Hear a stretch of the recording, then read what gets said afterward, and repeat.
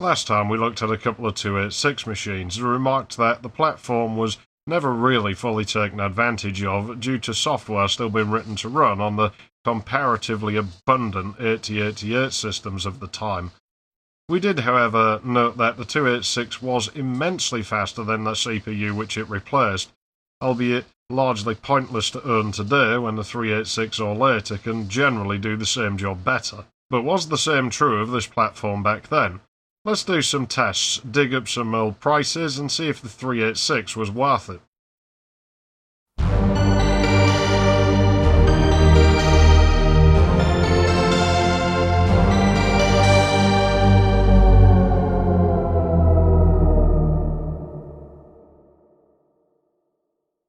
Hello everyone, I'm High Treason, and well, it goes without saying, we've got an old 386 to have a look at. We're going to compare it to a 286. It's pretty self-explanatory, so I'm not going to stand here and rattle on. Let's just get on with it. So here it is. This system was made by Tandon in 1988. The company that brought you the stupid 5.25 floppy disk format, so yeah, this thing's bound to be fucking reliable. The company was based in India. They used cheap labour to get things done, so were probably fairly cost competitive, at least when they were around, as, well, I don't think they exist anymore. This system is quite big and bulky, it certainly dwarfs the low-profile 286 from the same time period, and its design is a little weird in places. At the front of the chassis there's a floppy drive, a lot of 5.25 bays in general, and a bunch of LEDs now that reset switch. The two speed LEDs are a novel alternative to the 7-segment displays, and strangely my older 286 motherboard can drive LEDs in this way, so I guess it might have been a thing for a little while. You'll note there's no power switch on the front, but if you've been around old machines, then you obviously can figure where that is. Still, nonetheless, that old 286 is the only reason I own this thing, because if you saw the previous video, you will know said old 6MHz 286 was failing rapidly. Parts were incredibly expensive for it, and the idea struck me that it might just be cheaper to simply buy a complete system. In this case, an untested one, gut it for parts. This was the cheapest one, so it's what I bought, and it's done its job. The 6MHz 286 is now running again, and hopefully it'll last a little while. Using this system's drive controller and borrowing its less flaky floppy drive that still doesn't work properly, and getting things running again about as well as they need to. Beyond that, this 386 is largely scrap metal because it has some issues, but I guess we'll get to those when we get to them. At the back there's two pretty sizable holes in the case. The power supply lived here, but it doesn't work properly. It feeds about 10 volts out of its 5-volt rail, and it's generally wonky otherwise when it's running. So, I don't know. I've never managed to fix a switch mode power supply. They're made out of sorcery. I don't understand it because if you replace every component in them one-to-one, you'd think they'd work, but no. So, yeah, I'm not going to waste my time on this one. At best, I'd stuff the internals of another power supply that was working inside it, but I don't know if I'll be keeping this system going beyond this video, so it's not worth worrying about that right now. It does use a non-standard pinout and lacks the negative 5-volt rail though, so that's just absolutely fucking delightful. There's nothing too special sticking out of the card slots. More on that later. With the lid removed we can see a huge motherboard. This is a full-size AT motherboard, or else something very close to one. I'm not sure if the screw holes are in the same place, I haven't looked. It is made by AMI. Lots of tantalums on it though, so I'm amazed it hasn't blown up yet, because a lot of other things in here did. Nonetheless, the form factor we often refer to as AT is actually called Baby AT. But it hardly matters, it's not an issue that we normally run into now. Hiding under that drive cage is a 16MHz 386, minus the white silk screen that they put on later. Good luck getting to it under there, I guess you'd have to remove the whole motherboard. Over in the corner are 8 30-pin SIM slots, filled with 256K sticks for a total of 2 megs. Nothing much is built into the motherboard, and its integration isn't very tight. It uses lots of glue logic and throws out a decent amount of heat when running, so how's that going for it? Certainly signs of said integration been rather loose and sparse at this point. There certainly was a fair way to go yet until we reached the point of those 90s boards which had little more than a two-piece chipset required to run them. A familiar drive controller is plugged into the board, connected to an equally familiar-looking hard drive. This is my 6MHz 286's old drive. It's still dodgy, but it'll do just fine in here, because it's only temporary. There are issues with booting this machine that we'll get back to shortly, so yeah, this is going to come up again. There's a basic I/O card offering serial and parallel. It's very 80s looking, so, well, yeah, that's probably the oldest one I've seen, and it doesn't have anything else on it. A NIC is installed, it does its job, same model as the one in the 286. The system actually came with this different one. It has a Motorola 68K in it, that would fit in my Mega Drive. Interestingly, it seems it had an AUI plugged into it for most of its life, going by the marks on that port versus the seemingly unscathed BNC connector. I think it's come out of a college or something, so I wonder if they were running ThickNet in there. This Western Digital VGA card has been living in here, but we won't be using it today. Lastly, the Sound Blaster is here because the system had a slot blank missing. I don't like having holes in the back of my machine if I can help it. Yeah, that power supply. And plus I figure if you were going to spend so much money buying a 386 and you wanted a sound card, you'd probably be a rich tosser there as well and buy a real Sound Blaster and not a clone. What a fool. It seems an external floppy drive was present or intended as a feature at one time, as this weird header connects to the floppy cable. Strangely, the system prefers to boot from B, so I guess that's what it would have booted through by default. Although you can get around this just by plugging the floppy drive into the middle connector on the cable. Even if you don't connect an A drive, it doesn't really seem to care. I'm not sure if it's a fault with the system or if it's a feature, because the BIOS on it is quite horrible, I have to be honest. You see, we can certainly start this machine up, but we'll be confronted with this weird BIOS setup which operates on luck. Often it won't ask you for drive parameters at all, and even then you're stuck with the drive type table, and no description for drive parameters in said table. You just have to input a number and know them in advance. So that's crap. Not to mention, once this is set, it's set permanently unless you remove the battery, so yeah, you can't actually change this again. You also can't not state a second floppy drive, which seems to make the system take longer to start up, just because it tries to seek this drive, and that drive isn't there. What, am I supposed to buy whatever optional accessories stuck out the back? Fuck you. You know, that would be funny, wouldn't it? Yeah, buy this if you want the machine to start better. You know, I like the thought that somebody would be so scumbag as to put a floppy motor in a box and sell it as the boot booster or something. Make your system start in half the fucking time. And given this industry, I wouldn't be surprised if such a thing fucking existed, but I can't find any record of it, so I guess it doesn't. You might laugh at me and say I'm an idiot, but I wouldn't rule this thing out. I've seen enough scumbaggery come out of this industry, I believe fucking anything at this point. As for hard drives, this system probably can boot IDE, it seems to try at least, but I have no drives that match the ones in the table, and if you ever get stuck with a system like this, those BIOS disk type tables can be read by numerous utilities out there. PC Check's pretty good at that kind of thing. Also, if you thought XTIDE was bad on other machines just for not running, this one is possibly worse. Although again, I stress that I don't really blame the author of XTIDE for this problem, as I'm sure it does what it was intended to do on the systems it was intended for, and I'd hate you to think I was bashing somebody who probably put a lot of hard work into something. Plus the fact the problem isn't specific to XTIDE, it goes for any option ROM that runs after the purse screen.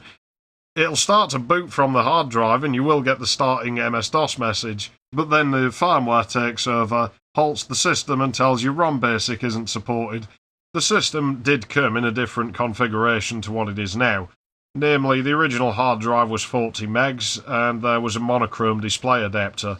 I have no way to connect these adapters to a monitor, but it's worth keeping in mind that this system probably cost quite a lot of money in 1988, and it didn't even come with CGA or EGA, let alone VGA, which was already getting on for a year old by then, and obviously EGA and CGA significantly older. This wasn't even uncommon. If you didn't need VGA, there was no need to fork out on it. Put it this way, VGA cards could easily sell for $500 or more at this time, and a similar figure again for the analog colour monitor you'd need to go with it. Yeah, look at the minimal amount of components required on that monochrome card, and yeah, you were going to buy that if you didn't need colour. That's just the way it's going to go, because, I mean, the monitors cost a hell of a lot less as well. Though to that end, prices varied hugely the year this system was built, but you could expect to spend anywhere from $5,000 to $10,000 on a 386 system like this, depending on the configuration and where you were buying it from. Even though this one's towards the bottom end of the 386's clock speed, there's only one speed below this, and that's 12.5 MHz, as far as I know. By contrast, an equivalently clocked 286 could be bought with EGA and the relevant monitor for between $2,500 and $4,000. Seems like a no-brainer. This 386 should trample the contemporary 286. It's larger, it's heavier, it's vastly more expensive, and it has this flashy 32-bit CPU installed that should just rip it a new one. Because, I mean, this thing has way more transistors in it. There's a lot more silicon in there, and well, it's a bigger chip. I mean, it's like probably got twice the mass of the 286, and it's got this nice gold pin grid array, so, you know, this thing should kick some ass. To quickly recap on the 16 MHz 286 from last time, as we are going to need it today, the lower cost is evident, as the motherboard has far better integration. The platform was much more mature after 6 years on the market already, versus the comparatively young 386 at half of this. Things are smaller, they're cheaper, and you could probably get a few more features by using this system over the more costly 386 option. Notably, this system does have double the RAM installed, but this won't matter today. Otherwise, the CPU is the same clock speed, and we'll be using the Trident 800CS from this system in the 386 too, simply to level the playing field, as this card is the same age as these systems. The Paradise one didn't exist yet. That's a 90s card, and it only seems right to test with era-appropriate hardware. I don't own EGA cards, I don't own CGA cards. If I did, I've nothing to connect them to, I can't capture them, so yeah, this'll have to do. It might skew things just a tiny bit, because I guess we're technically going to be emulating some video modes later, but rather quickly, some hardware changes were made to this system since the last video, such as installing the Mitsumi CD drive here, as the 486 it came from can use a SCSI one, and I wanted to experiment with some things. The hard drive was changed to this Connor IDE one. I couldn't get the game port to work on the Thunderboard, so I switched to this Boomer sound card. Yeah, that's actually what it's called. It needed a couple of minor repairs itself, but nothing major. It has PC speaker pass-through, in and out, so that's very nice. I really do wish more cards had that. There's also a supercapacitor in place of the barrel battery. It seems to work, but I'm not fully sold on the idea yet. Figured I'd test it out. Anyway, fuck this, let's run some tests. In 3D bench, the 286 is faster, it's 15.6 versus 14.1. It's the same story in top bench, 34 versus 30. Same in landmark, 22.53 versus 20.60. Also in sysin for 11.8 versus 9.6. The tables turn in NSSI, it's 3386 versus 3003. The 386 is faster here, but only here so far. Perhaps the CPU really is quicker, but the rest of the platform wasn't able to fully take advantage of this yet. Interestingly, FPU emulation is pretty much identical on both the 286 and 386. Now, one argument for big, expensive, old hardware is usually that it's going to run CAD software really well. And in many cases, this definitely stands. In fact, for some hardware, that's the only thing it can really do of any use. So let's dig out Autocad 2 and time how long it takes to render a couple of drawings. You may notice that the resolution is incredibly low and that we're limited to EGA colours, largely as we're in EGA mode. Autocad was run with a generic driver here, and it ensures the configuration is going to be identical on both systems. However, it's probably obvious already that the 286 is starting to pull ever so slightly ahead, just by a hair, and the 386 can't quite catch up with it.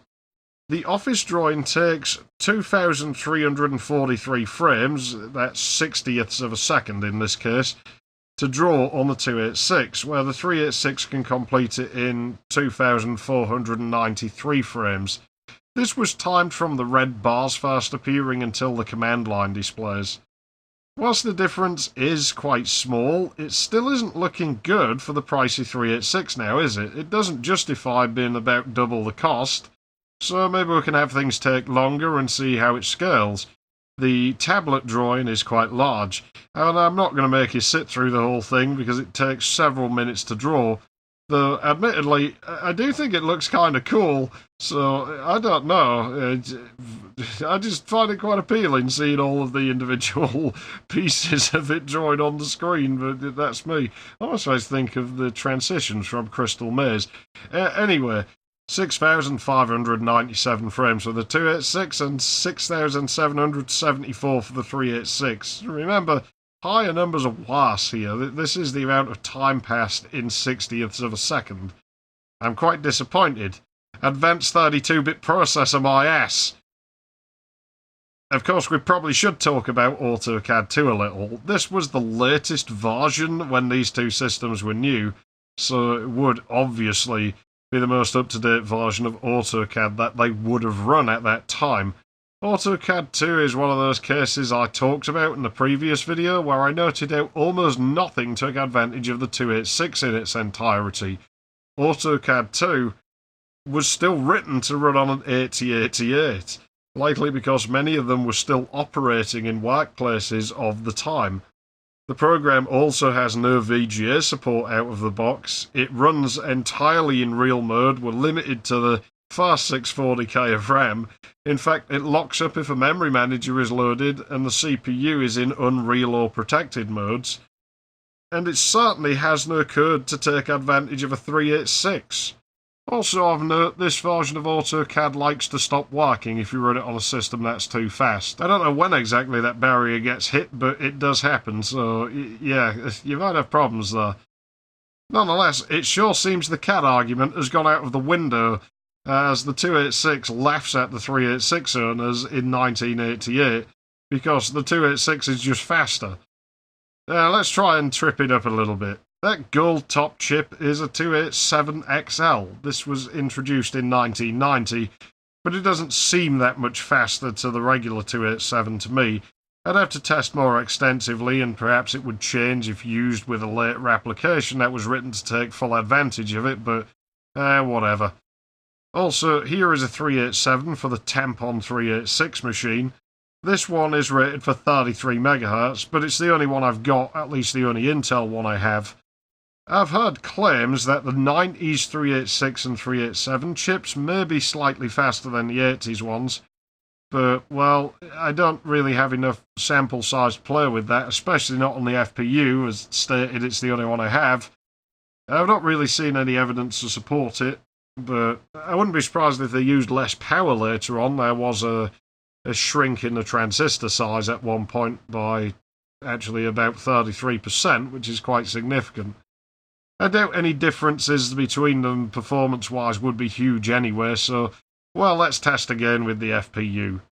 For most of the test, nothing changes, because most of the benchmarks, like pretty much any program of the time, aside from a small few, don't even use the FPU. The 386's CPU score does take a tiny hit in NSSI, where the 286's one doesn't. In either case, on either platform, this seems to just depend on what motherboard you're running on, and I doubt it's enough to be tangible. We can basically just ignore it. Obviously, both FPU scores are now about double what they were previously, if not more. The 386 seems to be faster at 1152 versus 905 for the 287. Now that does look like it would be tangible. Why do I suddenly feel like eating tangerines? I don't even like them. Strangely, the opposite happens in Landmark, where the 286 takes a hit of 180 MHz because Landmark's metric is fucking retarded, where the 386 takes no hit at all. Of course, the machines do now have FPU scores, and the 387 is nearly twice as fast, apparently. Who the fuck wrote this benchmark? See, this is why I never use this one. It's nonsense. Really, I don't think I'm spoiling anything by telling you that two FPUs with practically the same core running at the same clock does not result in one being nearly twice as fast as the other. And that means it's still anybody's race at this point, probably, and we go into Autocad to render Office once more. I can't operate Autocad or do 3D worth shit, so don't expect me to do anything else with this program. It is noticeably faster now, though, isn't it? Damn. Yeah, now that is pretty impressive. Drawing is roughly 4 times faster than it was with FPU emulation on the CPU.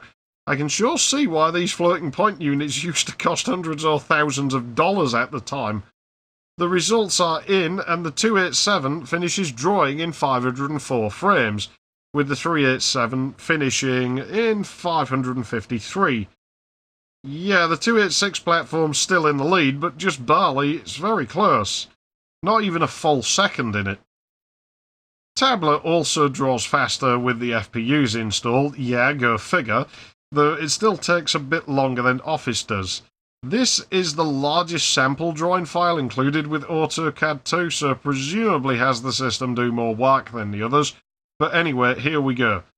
2,156 frames for the 287 and 1,996 for the 387. So the 387 actually wins on this drawing. It's kind of weird because it didn't on the other one. Perhaps the 386 platform comes into its own as the workload increases, but the lead still isn't huge. And let's think about this seriously for a moment. Would you even be able to afford this floating point unit? We know that if you shopped around, a 286 could be had for significantly less.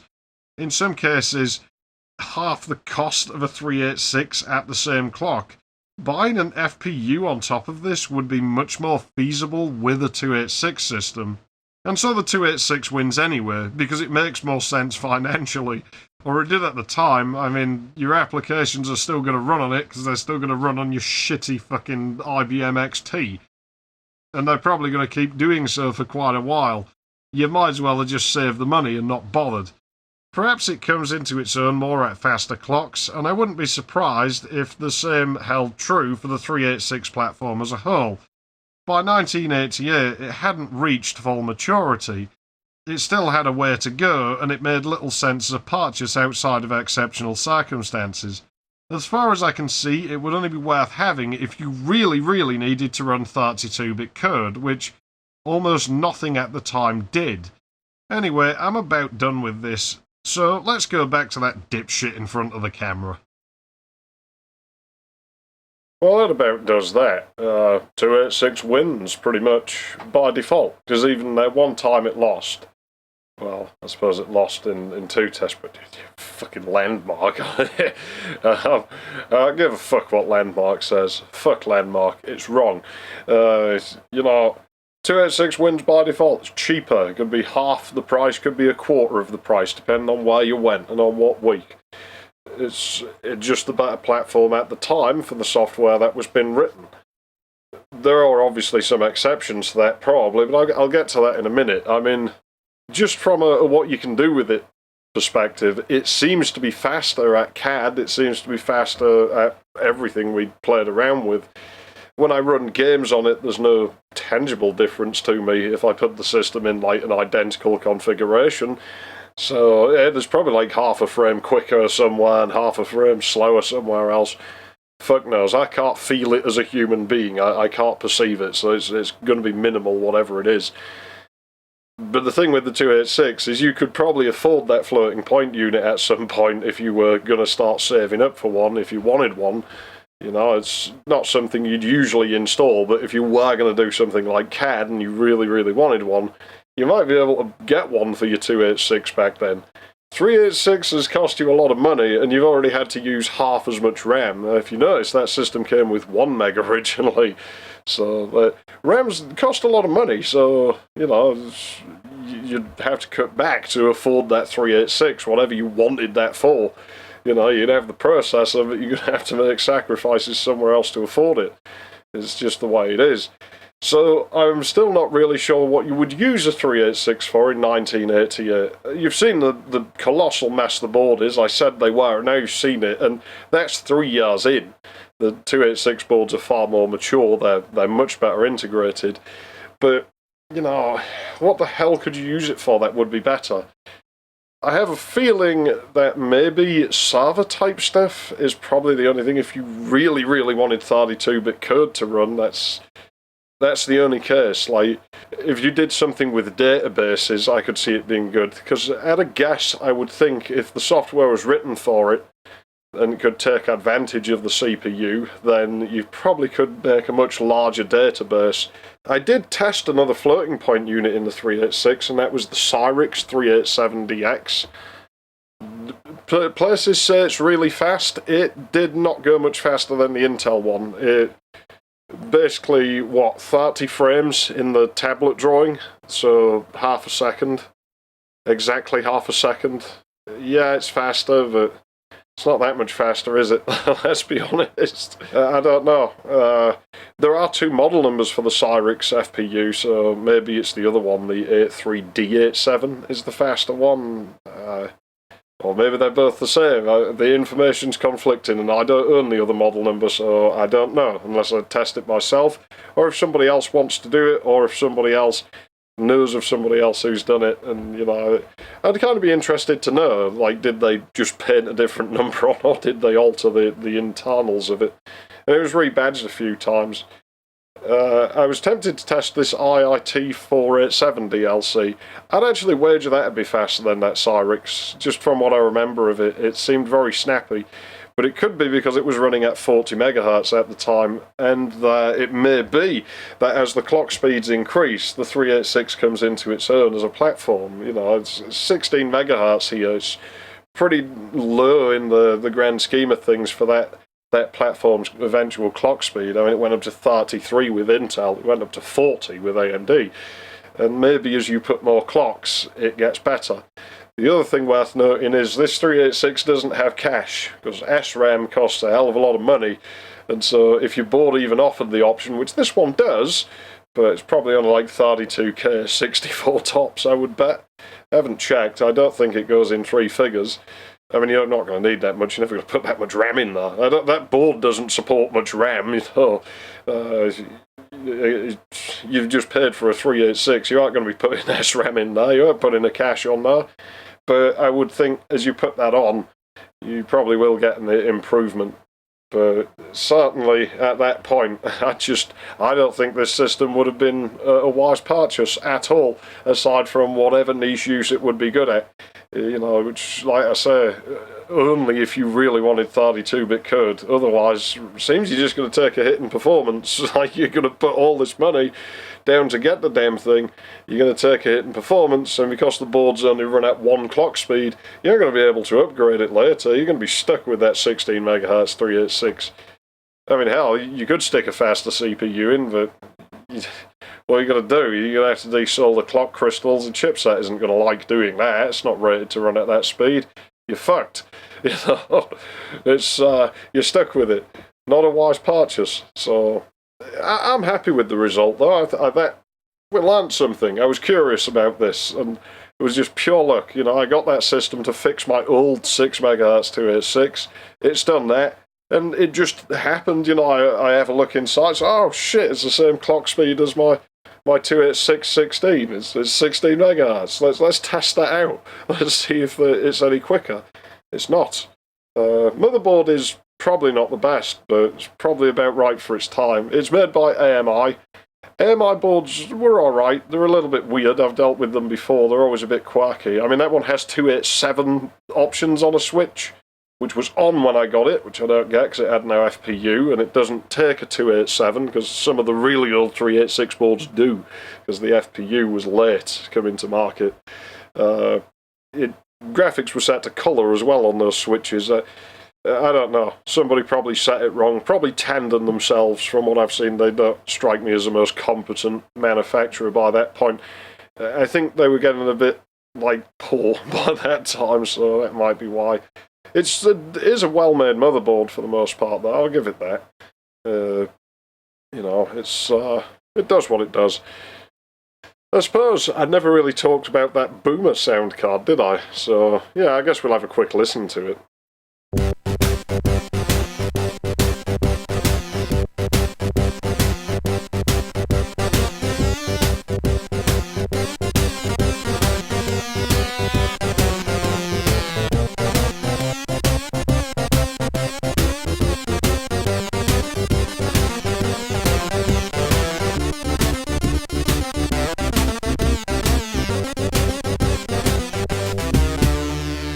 Yeah, the FM's a little bit sizzly is the only way I can describe it. It's not a real Yamaha chip, it's whatever the hell this thing is, it's a clone of it. It has a very big pinout. You can see it will take a regular 3812, but was it 3814? I forget now. But you can tell it will take the regular one. But yeah, this thing has a bigger footprint. It's weird. I don't know what the deal is with that. It's clone. Use a real Intel microcontroller though. It's Sound Blaster 2 compatible. It was made in 1993, this one. It's PCM's a little bit muddy.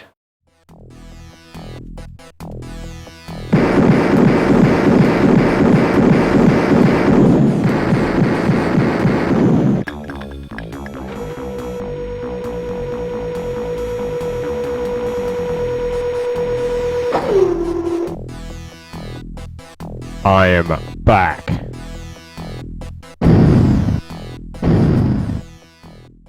Has PC speaker pass-through, which so many more boards should have had.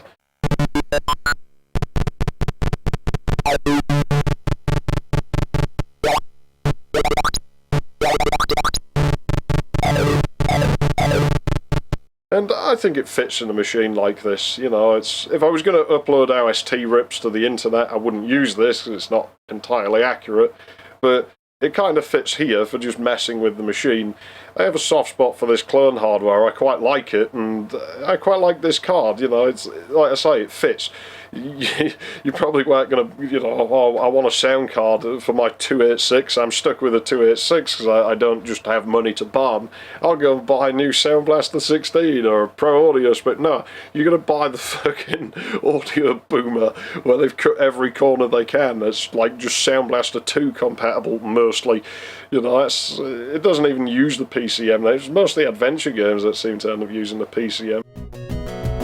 Students of dear old Carbuncle, as I see your shining faces peering forward expectantly into the future on this last day of school, I am reminded so very much of... For the most part, it just ends up getting used in AdLib or the PC speaker pass-through, which sounds a little bit odd. But it's not bad. Quite happy with it. And I found my SX now.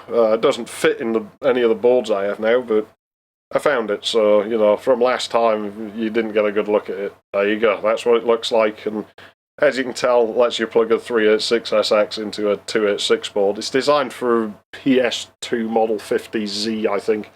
So, no guarantees it will fit in or work in other motherboards. It didn't work in that TMC I had that died, so I don't know if mine's broken or what. You don't see them very often, so I just figured I'd show you it because we mentioned it last time and I couldn't show you it because I couldn't find it. Either way, I think that's it. We're coming up on October, so yeah, maybe we'll have something in the works. Maybe not. Depends how things work out. But yeah, oh, and obviously there's the Casio CZ1 demo I just uploaded if you missed it. So if you want to make your ears bleed, you can go and check that out, I suppose. But anyways, yeah, I think that's all I have to say on this one.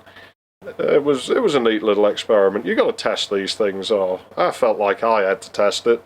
I wanted to see what would happen. I'm guessing you did to some extent as well if you stuck around this long. And well, now you know if you ever stumble into a time machine and end up in the late 1980s, just don't buy a 386. It's a waste of fucking money and a waste of time. And if it's set up like this one, it's not even very easy to work with. I probably won't be keeping it, to be honest. I don't mind the case. The board's okay. If I could get a third-party bias for that board, or like an AMI one, and not a Tandon one, it'd be alright. Because otherwise, it saved the old 286, but it's in the same boat as that, and it's even worse in what you can and can't boot off of. And so... you know, it's basically just scrap metal, but it was bought as non-functional, so... And it was bought for enough that just selling the fucking... you know, buying a hard drive and shit for that 286 would have cost more than the system was worth. With this, I could sell, like, a couple of the cards out the thing and just made my money back. It didn't cost a lot, so... it is basically just a pile of scrap, most of it, but... I'm not going to throw out anything that still works, you know, but it's... probably just going to retire because it's not, the hard drive's failing. That's why I had to replace it. You know, it's just in there to get this video done because it doesn't boot off. It doesn't like IDE, doesn't like option ROMs. It's a pain in the ass. So whatever, you know, just let it die. It's not a useful thing, not a very good machine to me. The 286 does the job better, as we've just proven. So as always, I'm High Treason. Thanks for watching. I'll see you later. And as usual, do remember, don't be a screw up. Load DOS 622.